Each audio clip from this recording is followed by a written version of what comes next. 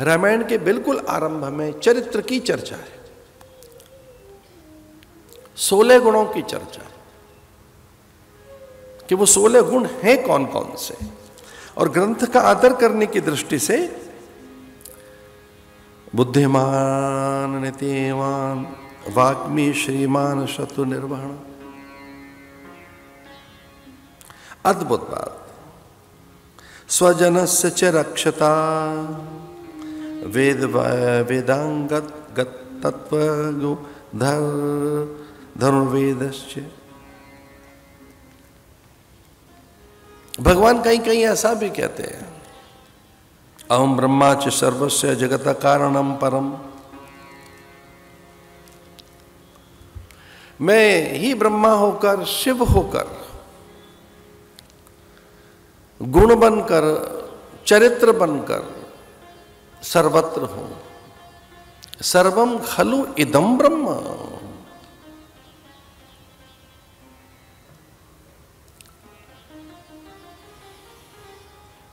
तो सबसे उन्नत कोटि की कोई चीज है हमारे पास तो वो चरित्र है।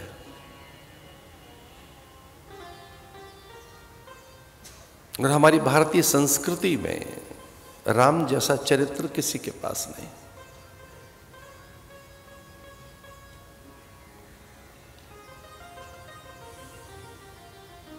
उन जैसे गुण, उन जैसा शील, उन जैसा संयम किन्हीं के पास नहीं। भगवान का एक गुण है जिससे सारे गुण प्रकट होते हैं। ब्रह्मा जी ने पूछा भगवान से कि कौन सा एक गुण ऐसा है आपका जिसे सारे गुणों को आपने प्रकट किया है।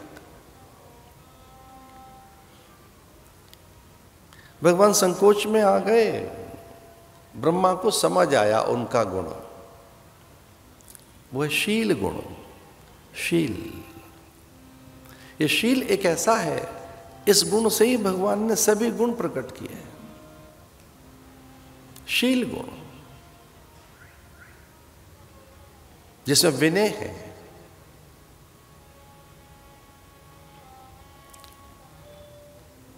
देवता विनय से प्रसन्न हो जाते हैं।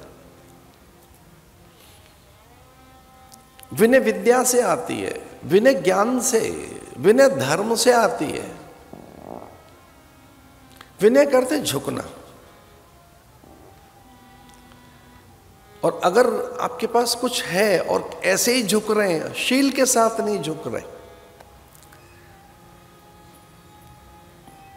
तो देव को अधीन नहीं कर सकते। शास्त्र यह कहता है कि चरित्रवान व्यक्ति, नीतिज्ञ, धर्मज्ञ, विनयशील व्यक्ति, ज्ञानशील व्यक्ति देवताओं को अधीन कर लेता है। उसमें इतनी सामर्थ्य आ जाती है कि देव उसके अधीन हो जाते हैं। दैवाधीनम जगत सर्वम मंत्राधीनम दैव। सारा संसार देवताओं के अधीन है। और देवता किसके अधीन है? मंत्रों के। मंत्राधीनम दैव। और मंत्र किसके अधीन है? श्रद्धा के। अद्भुत गुण है शील गुण भगवान का। विनयशीलता, विनय प्रेमवश भई भवानी। प्रस्तर की प्रतिमा बोलने लगी थी सीता के सामने। वो ऐसा कुछ करने भी नहीं गई थे, बस विनय के साथ बैठी वहां। एक दीप रखा, पुष्प रखे, बिलपत्र, विजया, शमी, ऐसे ही कुछ मधुर मिष्ठान, हाथ जोड़कर बैठ गई। और जैसे ही विनय पूर्वक पुष्प रखे, सीता ने, पार्वती प्रकट हो गई।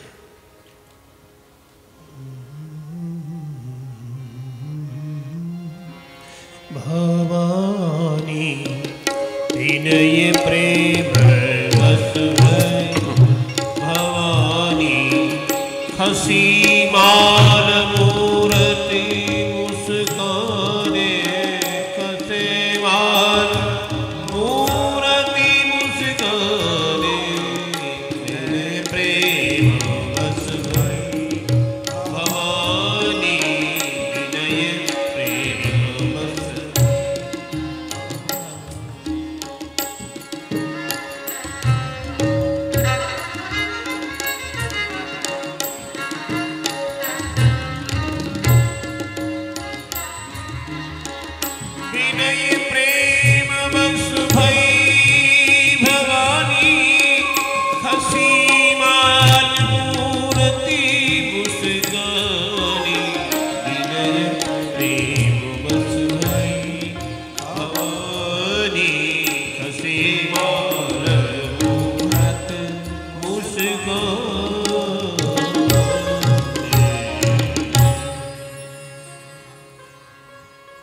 तो चरित्र का सबसे बड़ा गुण है विनय, विनयशील।